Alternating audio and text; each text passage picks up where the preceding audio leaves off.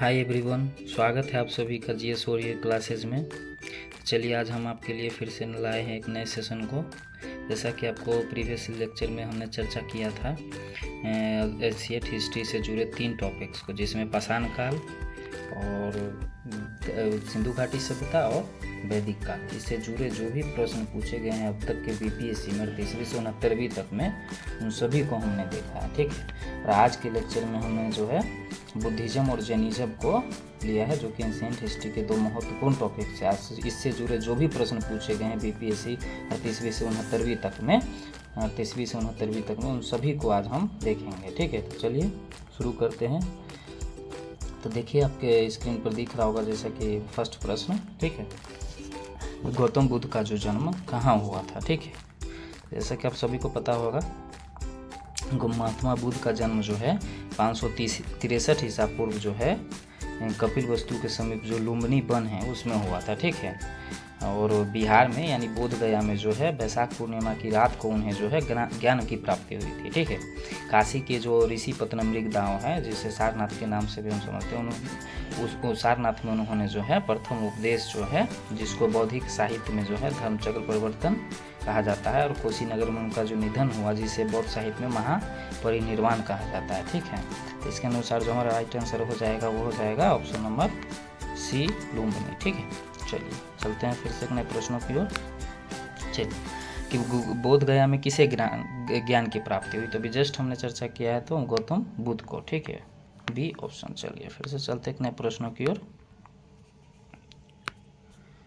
चलिए, तो जैसा कि देख सकते हैं कि बुद्ध के जीवन की 4 महत्वपूर्ण घटनाओं को स्तंभ ए में दिया गया, और उनसे संबंधित जो 4 स्थान है और स्तंभ 2 में गया। इन दोनों को मिलान करना है कि जो महात्मा बुद्ध का जन्म कहाँ हुआ, ज्ञान प्राप्ति उन्हें कहाँ हुआ, प्रथम प्रवचन उन्होंने कहाँ दिया, उनका निधन कहाँ हुई। ठीक है, तो उनका जन्म जैसा कि आप सभी को पता होगा कि हमने चर्चा करें लुम्बिनी में हुई, तो फर्स्ट का जो है 3rd हो जाएगा। ठीक है, और दूसरा का जो है ज्ञान प्राप्ति कहाँ हुई थी उन्हें, बोध गया में, तो 2nd हो जाएगा।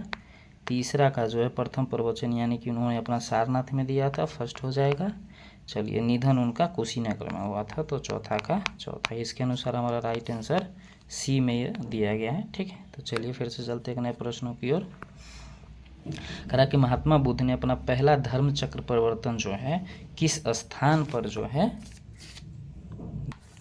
यानी दिया था। ठीक है, आपको पता होगा कि 6 वर्षों की साधना के पश्चात जो है 35 वर्ष की अवस्था में जो है वैशाख पूर्णिमा जो है कि रात्रि को जो है एक पीपल के वृक्ष के नीचे जो है गौतम बुद्ध को ज्ञान प्राप्त हुआ था। ठीक है, ज्ञान प्राप्ति के बाद ही जो है वो बुद्ध कहलाए। ठीक है, ज्ञान प्राप्ति के पश्चात गौतम बुद्ध ने अपने जो है मत का प्रचार प्रारंभ किया। ठीक है, और उरुवेला से जो है वो इसमें वर्तमान में जो सारनाथ है, ठीक है, वहाँ आ गए।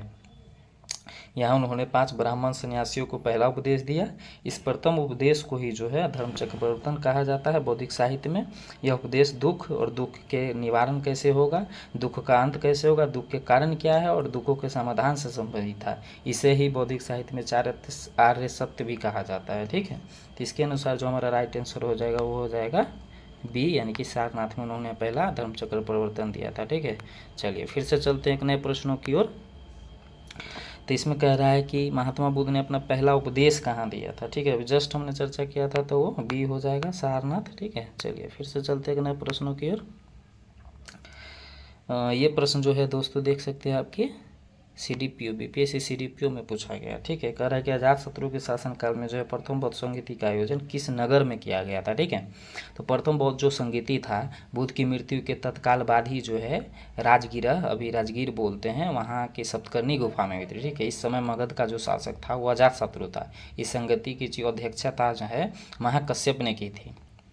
इसमें बुद्ध की जो है प्रमुख शिष्य 2 थे, जो कि आनंद और उपाली जो थे।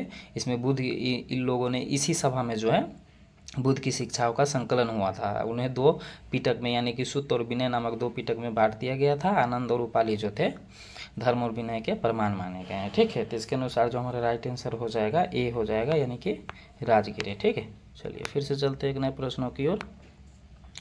कह रहा है कि प्रथम बौद्ध संगीति के अध्यक्ष कौन थे। ठीक है, तो हमने जस्ट अभी थोड़ी देर पहले चर्चा किया है, ये पी हो जाएगा, महाकश्यप। ठीक है, फिर से चलते एक नए प्रश्नों की ओर।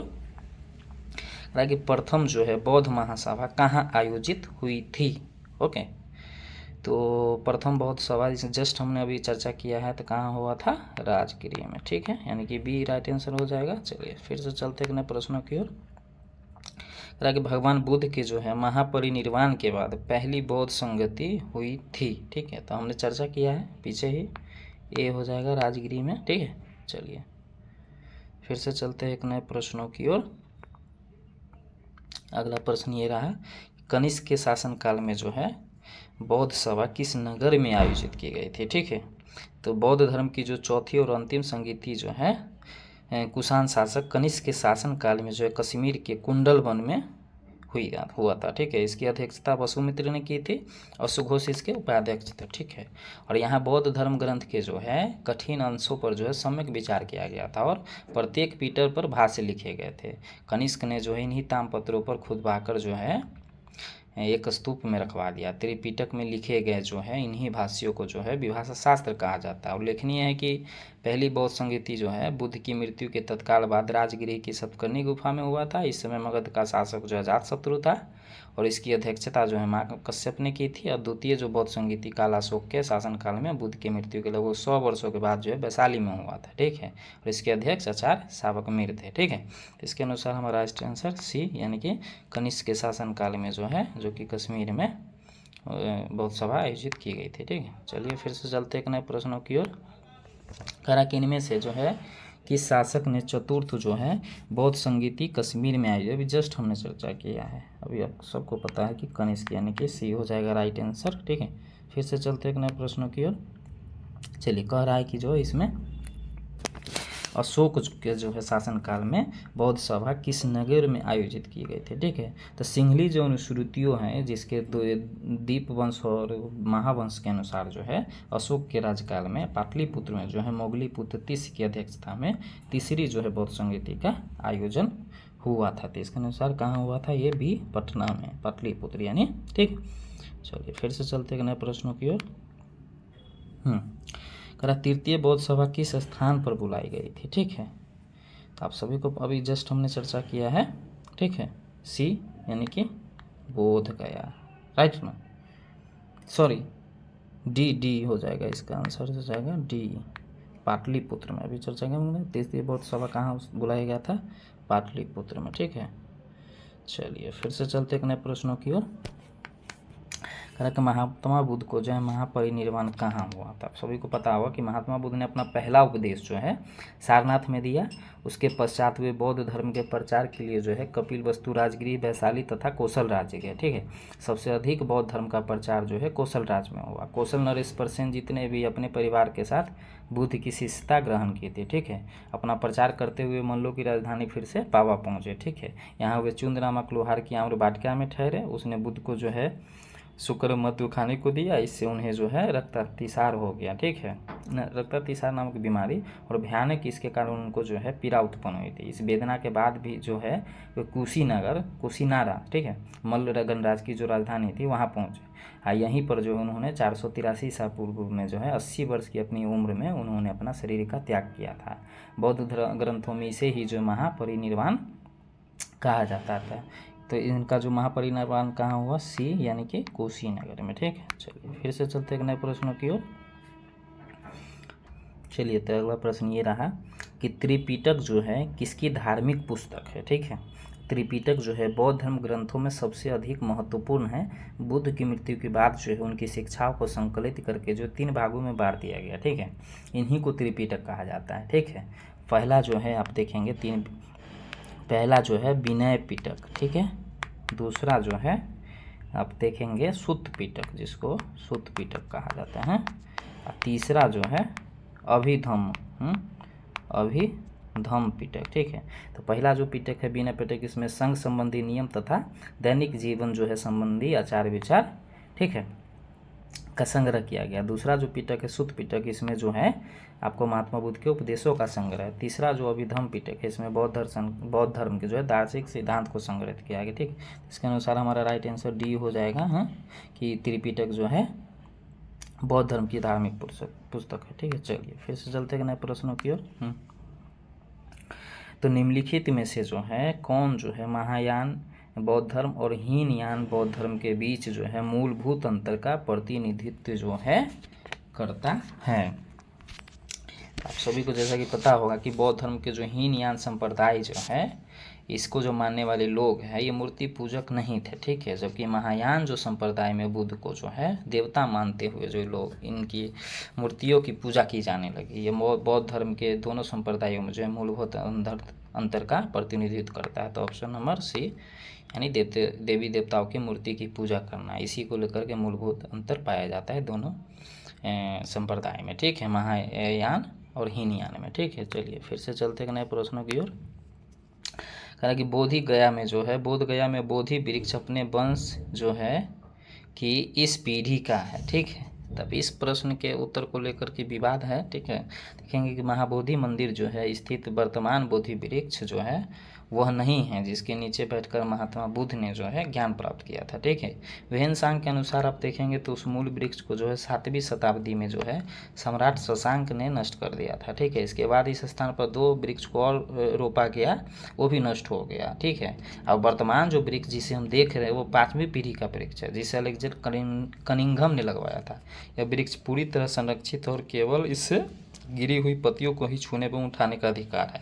एक अन्य तथ्य के अनुसार यह वृक्ष जो है क्रमशः 2 बार सम्राट अशोक, 1 बार पुष्यमित्र सुंग, 1 बार जो है पूर्व वर्मा तथा अंत में जो है कनिंघम द्वारा लगवाया गया था, ठीक है। अतः यह 6ठी पीढ़ी का वृक्ष है। बिहार सरकार के पर्यटन विभाग की वेबसाइट पर इसे 5वीं पीढ़ी का बताया गया था। तथ्यों में विवाद होने के कारण जो है बीपीएससी ने इसके प्रश्न के मूल्यांकन को जो ही बाहर कर दिया है, ठीक है। तो चलिए फिर से चलते हैं एक नए प्रश्नों की ओर।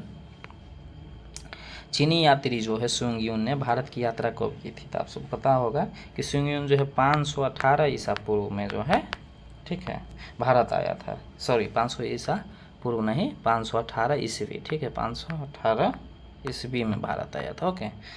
तो जो इसने जो है अपने 3 वर्षों में जो है यात्रा, 3 वर्षों की जो यात्रा इसका था, बौद्ध धर्म की प्रतियों को इसने क्या किया था, उसमें इकट्ठा किया था, ठीक है।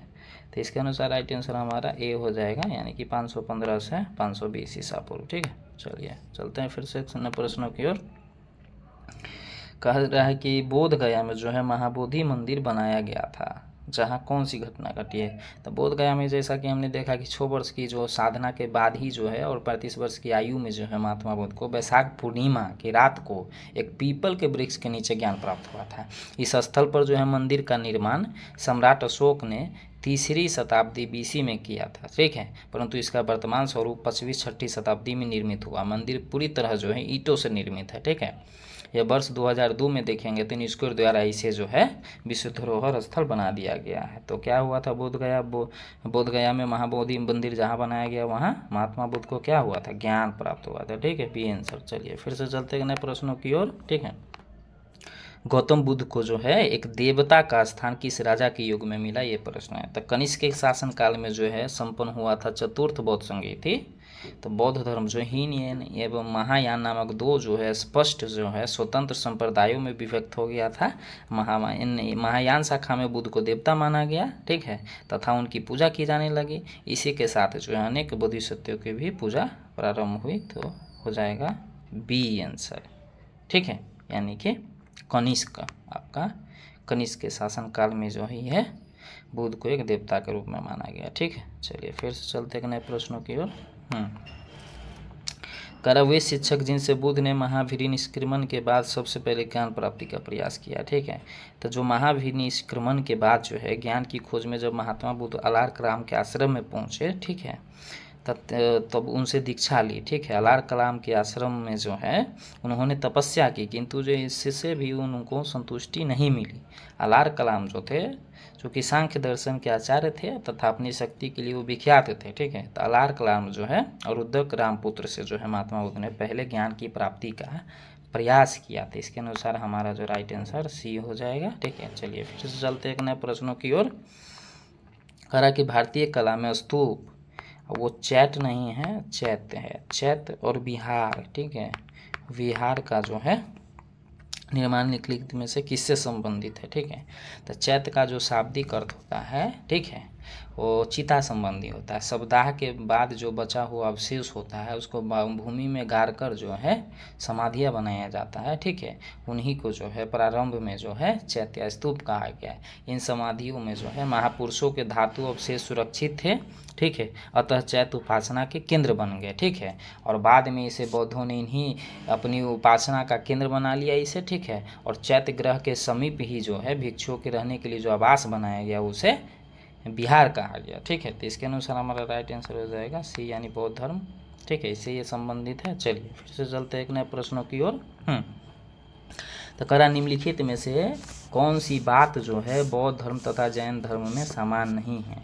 तो देखेंगे जब आत्मदमन और भोग की अति, ठीक है, का जो है परिहार एवं देखेंगे मध्यम मार्ग जो है इसका अनुसार केवल बौद्ध धर्म में किया गया है, जैन धर्म में नहीं। जबकि वेदों की प्रामाणिकता के प्रति जो है अनास्था, कर्म कांडों की फलवत्ता का निषेध और प्राणियों की हिंसा का निषेध दोनों धर्मों में किया गया है इस चीज़ को लेकिन आत्मदमन जो है ये सिर्फ और सिर्फ जैन धर्म में, बौद्ध धर्म में नहीं, ठीक है।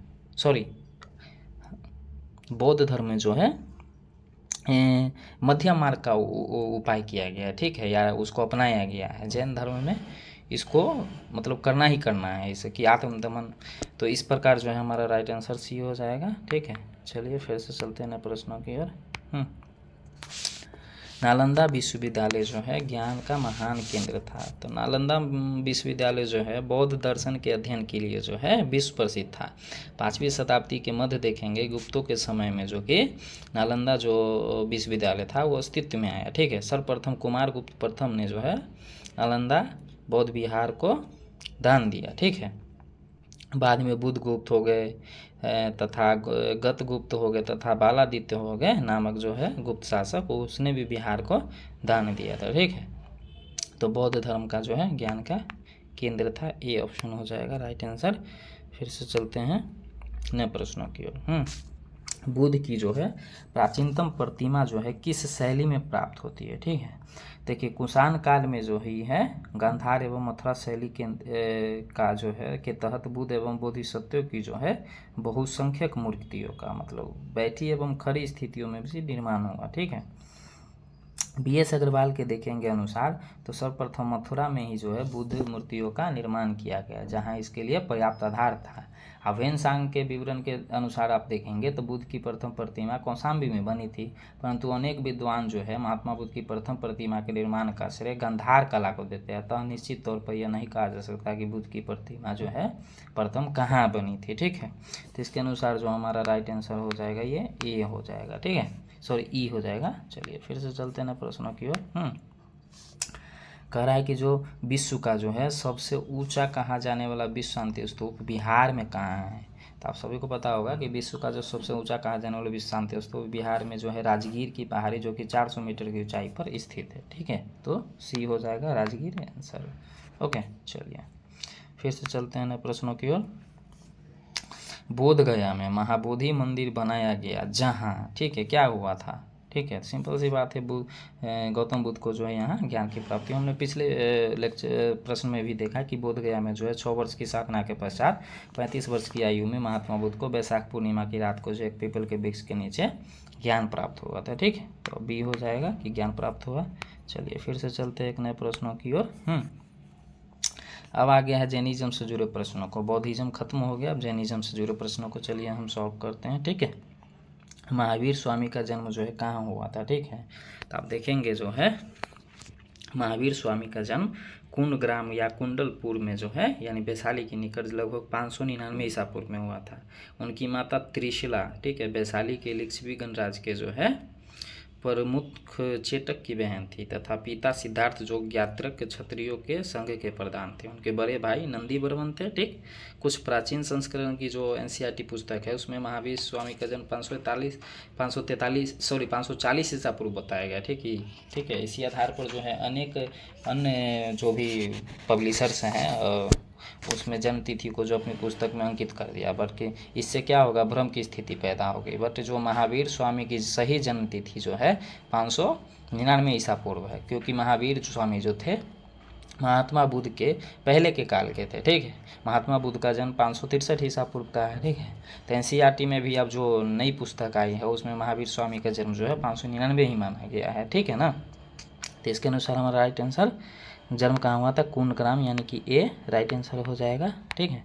चलिए फिर से चलते एक नए प्रश्नों की ओर। भगवान महावीर का प्रथम शिष्य था, ठीक है। तो ऑप्शन ए हो जाए जमाली, क्योंकि जो महावीर स्वामी का जन्म जो है आपको पता होगा क्षत्रिय वंश में जो है सामंत सिद्धार्थ के यहाँ 599 ईसा पूर्व में हुआ। उनकी पत्नी का नाम यशोदा था, उनसे प्रियदर्शना नामक एक पुत्री का भी जन्म हुआ था। उसी पुत्री का विवाह जो है जामाली नामक जो है क्षत्रिय से हुआ था, जो बाद में महावीर स्वामी का जो है फॉलोअर बन गया, यही उसका जो है प्रथम शिष्य हो गया, ठीक है। चलिए फिर से चलते एक नए प्रश्नों की ओर। कह रहा कि जैन धर्म के प्रवर्तक जो है महावीर जी का मोक्ष स्थान कहाँ है, यानी इनको मोक्ष कहाँ प्राप्त हुआ, ठीक है। तो जैन धर्म के प्रवर्तक जो महावीर स्वामी का मोक्ष स्थान पावापुरी में स्थित है, ठीक है। कहाँ है, पावापुरी में। तो सी राइट आंसर। अब इस थोड़ा सा और जान लेते हैं इसके बारे में कि बिहार राज्य के जो नालंदा जिला है इसमें स्थित जो पावापुरी जो है जैनियों का जो है प्रमुख तीर्थ स्थल है, ठीक है। महावीर जो थे उन्होंने 527 ईसा पूर्व में जो है 527 ईसा पूर्व में 72 वर्ष की आयु में बिहार के पावापुरी में अपना शरीर त्याग दिया था, ठीक है। चलिए तो फिर से चलते हैं एक नए प्रश्नों की ओर। महावीर जैन की जो है मृत्यु निम्नलिखित में से किस नगर में हुई थी, ठीक है। इनकी मृत्यु किस नगर में हुई थी, राइट ना। सभी को पता होगा कि पावापुरी, ठीक है, हमने अभी जस्ट चर्चा भी किया है, सी हो जाएगा, ठीक है। चलिए फिर से चलते एक नए प्रश्नों की ओर। अगला प्रश्न है कि बराबर की गुफा उपयोग किसने आश्रय गृह हो जाएगा, ये आश्रय गिरी नहीं है, आश्रय गृह है, ठीक है, आश्रय गृह, ठीक है। तो जैसा कि आपको पता होगा कि मौर्य युग में जो है गुफाओं को काटकर निवास स्थान बनाने की कला का पूर्ण विकास हुआ, ठीक है।